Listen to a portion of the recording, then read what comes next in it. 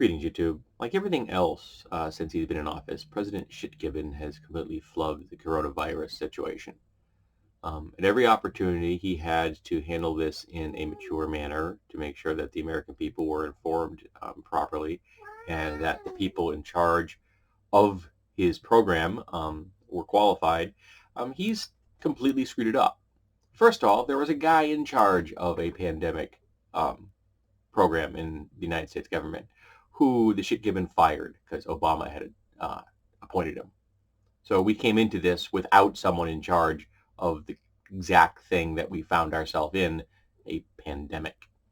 Then, of course, President Shitgibbon went about his standard. It was a liberal hoax and it was a Chinese hoax, and um, it's unimportant. We'll be just fine, and we have the best of everything, all the while not actually doing anything to make sure that the people that live in the United States and its territories are kept safe from a world pandemic, a disease that is killing people by the thousands and is going to kill probably tens of thousands of Americans by this done.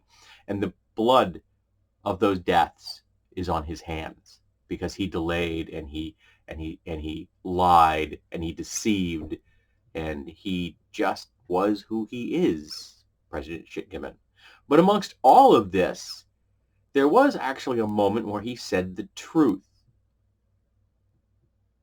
And it may be the first time that a man has spoken truth in the past 60 years, where he says he feels that he has no responsibility for any of this.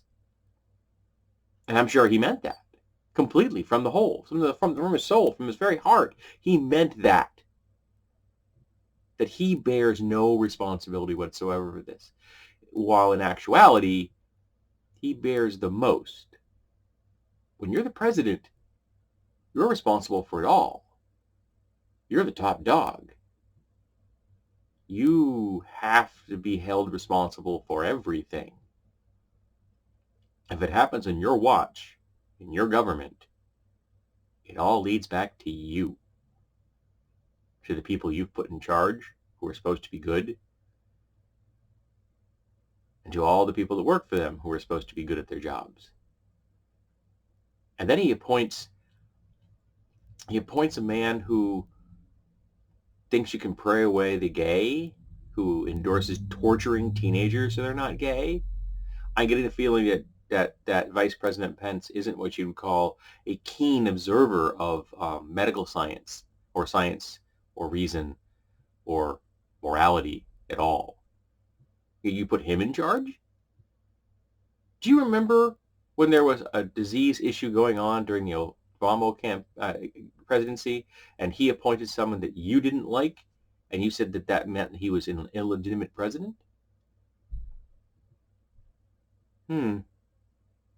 A little bit more honesty, of course, retroactively. And then to put the shit cherry on top of this entire crap Sunday, the president is being racist. What a shock. Repeatedly calling this the Chinese virus or the Chinese flu.